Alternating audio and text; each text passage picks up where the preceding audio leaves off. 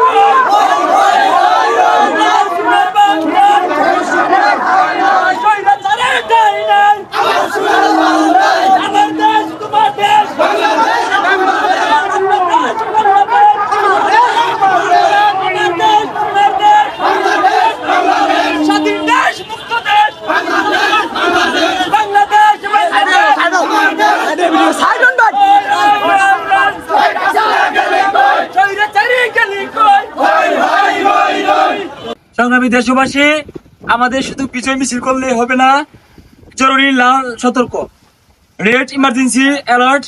শেখ হাসিনা পদত্যাগের পরবর্তী 24 ঘন্টার alert, 24 hours of resignation of PM মধ্যে দেশে এমন কিছু ঘটনা ঘটানো হবে যেন সাধারণ মানুষ এই আন্দোলনকারীদের থেকে মুখ ফিরিয়ে নেয়। এজন্য বিশেষ পরিকল্পনা নিয়ে মাঠে কাজ করছে ছাত্রলীগের নেতাকর্মীদের নিয়োগ দিয়ে হাসিনার তৈরি করা একটি গোয়েন্দা বাহিনীর প্রধানমন্ত্রী হাসিনার অধীনস্থ থাকা স্পেশাল ব্রাঞ্চ প্রিমিও, প্রায় 500 সদস্য। তাদের পরিকল্পনাগুলোর মধ্যে রয়েছে টাস্ক 1, হাসিনার পদত্যাগের 24 ঘন্টার মধ্যে সাধারণ মানুষের সঙ্গে মিশে কিছু বিভৎস হত্যাকাণ্ড ঘটিয়ে সেখানে নারায়ে তাকবীর স্লোগান দিয়ে ভিডিও করে সামাজিক যোগাযোগ মাধ্যমে প্রকাশ করা হবে। মূলত এই আন্দোলন জামাত শিবির করেছে সেটা বিশ্বের কাছে প্রতিষ্ঠিত করতে হবে। টাস্ক 2, সংখ্যালঘুদের উপর ব্যাপক হামলা, হত্যা, লুটপাট করা হবে, যেটা ইতিমধ্যে শুরু হয়েছে। আর এই ছবিগুলো সামাজিক যোগাযোগ মাধ্যমে প্রচার করা হবে। হাসিনা ছাড়া কারো কাছে সংখ্যালঘুরা নিরাপদ না, এটা বোঝানোর জন্য বিশ্ববাসীর কাছে এগুলো তুলে ধরা হবে। ভারতকে বাংলাদেশের সংখ্যালঘু নিরাপত্তায় অজুহাতে ভারতকে বাংলাদেশের অভ্যন্তরে হস্তক্ষেপের সুযোগ সৃষ্টি করা হবে।